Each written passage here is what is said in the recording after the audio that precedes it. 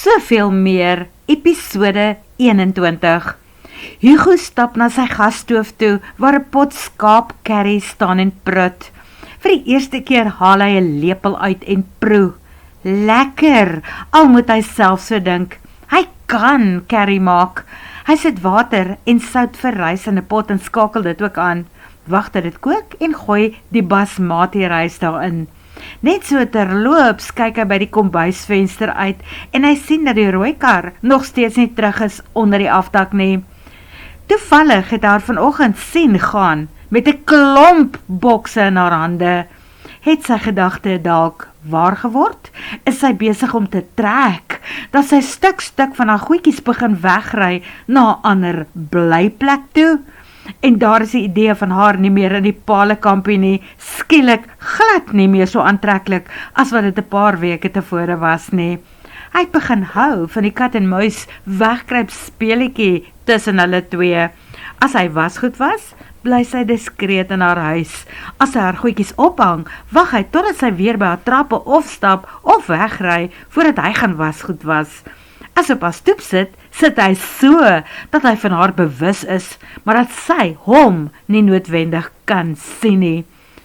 Wanneer dit reën, bly albei in hulle huise, totdat een die reëls verbreek het, en dit is wat die vrou in nommer 1 nou gedoen het. Sy het gery. So is die mens, besluit Hugo, 'n gewoontedier. Hy het begin gewoond raak aan die ander skaduweetjie wat in die kamp rondbeweeg. Hy mis die idee van haar daar en hy haat dit om so te voel. Hugo gee sy reis 20 minute en toe gaan skakel hy dit af. Dit is nog vroeg, hy sal eers heel wat later eet. As nommer 1 hier was, kon hy dalk daaraan gedink het om haar te nooi om saam met hom te kom eet. Eet is nogal 'n sosiale ding wat mense doen. Dit kan dan 'n soort afskeidsete vir haar wees. Hugo kyk vir die hoeveelste keer by die venster uit, waarna hy sy asem skerp intrek. Daar, uit die nevels en mistigheid van wolke wat so laag hang, sien hy 'n rooi kar na die hek toe aankom.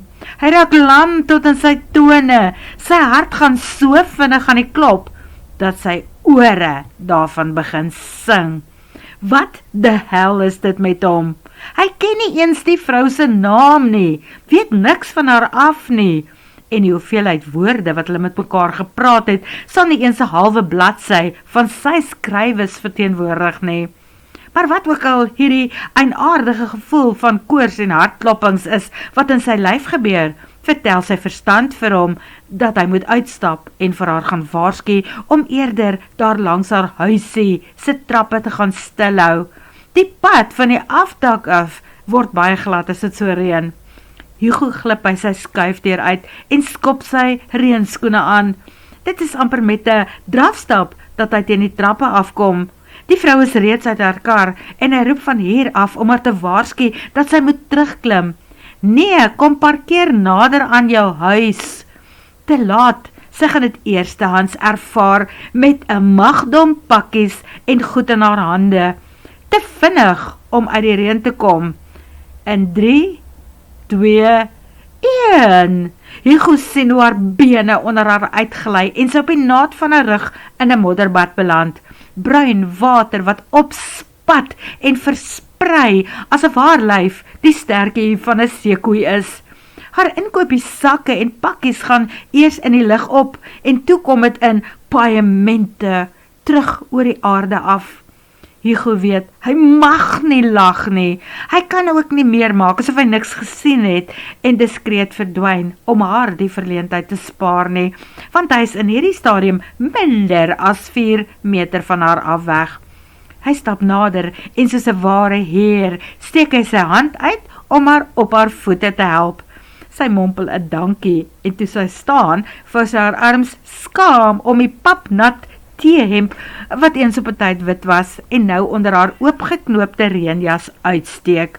Hugo begin om haar goed bymekaar te maak. Daarom nie alles het die plastiek sak waarin sy dit gedra het verlaat nie. In die sak is daar nog 'n brood, 'n bakkie margarine en 'n paar ander items. Half dosyn eiers, waarvan daar hopelik 'n paar nog heel is. Koekmeel in 'n plastiese sakkie gelukkig, en kaneel. Buite die sak is daar 2 klein blikkies sardyne en tomatiesous. Halflyf in die modder lê 'n bottel ou bruinis en 'n klein boksie rooiwyn, waarvan die een hoek nou ingeduik is. Hugo maak bymekaar en gooi alles in die sakke. Uiteindelik kyk hy in die gesig daarby hom op. Hy vra, het jy seer gekry? Nee. Nou kom ons kry jou uit die reën. Hy hak by haar in en begin aanstap. Die trappies na haar huis is ongeveer 8 meter weg, toe haar voete weer onder haar uitgelei, en die keer trek sy hom saam met haar af, en hy beland bo oor haar in die modder, en daar trek die sakke met goed weer. Wanneer hy uiteindelik bo haar oorent kom, gaan sit sy self half regop, met haar hande oor haar gesig, haar lyf skud. Nou huil sy boonop. Onbeholpe wonder Hugo wat hy kan doen om te troos. Sy loer deur haar vingers, en toe sy haar hande laat sak, sien hy dat sy nie huil nie. Sy breek haarself soos wat sy lag, en dit is vir hom onbeskryflik sexy. Skus, kry sy dit uiteindelik uit, maar die situasie is vir my skreeu snaaks. Jammer dat ek jou laat val het. Regtig? Nou kan hy homself ook aan die lag oorgee, maar dit is toch al snaaks. Ons het onsself nou letterlik in 'n ander etniese groep in bemodder. Sy staan uiteindelik op, trek haar reënjas uit en maak haar arms oop. Dit is ongelooflik koud, maar ons behoort seker in die reën te staan om die ergste modder van ons af te spoel. Ek wil regtig nie modder in my houthuisie intrap nie. Dit is nie koud nie, dit is hypothermies vriesend, erken hy en wonder. Besef sy nie dat die nat wit T-hemp totaal deurskynend is nie. Hugo weet hy moet wegkyk, maar hy kan nie. Sy hele man wees reageer daarop. Hy wil haar in sy arms toevou en die koue van haar af wegkeer. Hemel, Renata kan nie onthou wanneer sy laas so gevrek het van die koue nie. As sy net die ergste modder van haar klere kan afkry, gaan sy opstap en onder 'n warm stort of in 'n warm bad inklim. Sy trippel en vryf oor haar boude, en toe sy opkyk, sien sy op Adam se gesig wat haar nat wit T-hemp aan hom doen. Sy vou haar arms om haar lyf, wat maak dat hy hastig wegkyk en weer begin om pakkies bymekaar te maak. Hy stap teen haar trappies op en gaan sit dit by haar voordeur op haar stoep neer. Die bottel bruinis lê nog steeds eenkant. 'n Wonderbottel wat 'n tweede skermutseling met moeder aarde oorleef het. Renata tel die bottel op uit die modder en vee dit aan haar denim langbroek af. Wanneer Adam van bo afkom, hou sy dit na hom toe uit. Iets vir die koue, sal jy dit asseblief vir ons oopmaak? Nou, hy kyk verras op. Sy oë hak eers weer onder haar halslyn vas, en daarna lyk dit asof hy homself moet dwing om haar reguit in die gesig te kyk. Ja nou, asseblief, en ons vat sommer dadelik 'n paar slukke uit die bottel, net hier. Hy maak oop en gee dit eers vir haar aan. Sy neem 'n diep teug, vee af met die hand en gee dit vir hom terug. Hy huiwer 'n oomblik, en toe sluk hy ook lekker diep uit die bottel.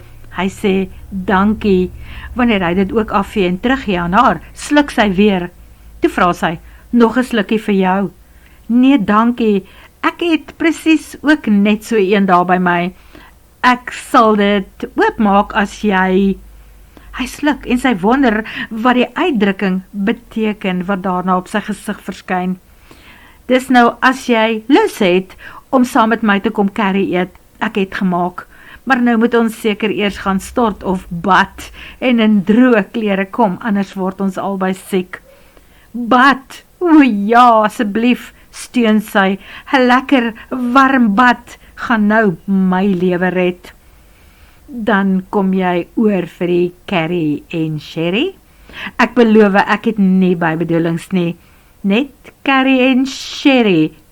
Die curry kook al die beste deel van die dag, en dit is skaapskenkels. Hulle val waarskynlik in hierdie stadium van die been af. Ja, dankie, dit klink heerlik. Hoe laat? net wanneer jy reg is. Ek gaan ook vinnig stort. Dit lyk asof ek gaan omdraai, toe sê hy eers. Terloops, ek is Hugo. Ek dink nie ons het al kans gehad om name uit te ruil nie. Renata, antwoord sy, dankie dat jy gehelp het om my gemors uit te sorteer. Ag, dit was sommer niks, jammer oor jou val. Maar dit is mos nie jou skuld nie. Miskien is dit, ek moes lankal 'n klip paadjie daar gepak het. Hy moes 'n klip paadjie daar gepak het. Sy hoop die vroumense betaal hom vir al die werk wat hy hier op die plaas vir hulle doen. Tensy hy ook, net soos sy, werk doen in ruil vir verblyf. Renata stip teen die trappe op en daar in haar skuifdeur stroop sy die modderklere van haar lyf af. Toe glip sy by die badkamer in en tap 'n lekker warm bad en daar tussen die skuim in die bad word haar volgende storie gebore. Noem haar karakter Rita. Rita gaan kruip in die berge naby Leidenburg weg. Daar is net 2 huisies op die plaas. Die een behoort aan die voorman. Noem hom Gert. Sy gaan 'n lang aanloop skryf totdat Rita die dag so in die modder gly en Gert aankom om haar te kom help. Rita en Gert het nooit juist daar in die kampie op die plaas in Leidenburg met mekaar gepraat nie. Hy was mos besig met die citrusplaas wat hy vir 'n boer bestuur. Rita wonder wat is die uitdrukking wat daarop Gert sy gesig verskyn terwyl hy so na haar modderbesneerde TM kyk. Sy beter dit nie ontleed nie. Sy mag dit nie ontleed nie, want sy ken hom nog nie regtig nie. Maar die gevolgtrekking waartoe sy onwillekeurig kom, is nie goed vir haar eie equilibrium nie. Die man is besig om haar raak te sien en sy eie lyf reageer daarop. Rita hou die bottel ou bruine naam toe uit en hy gaan sit op die onderste trap van haar houthuisie. Dit is somer in Renata se storie. Renata.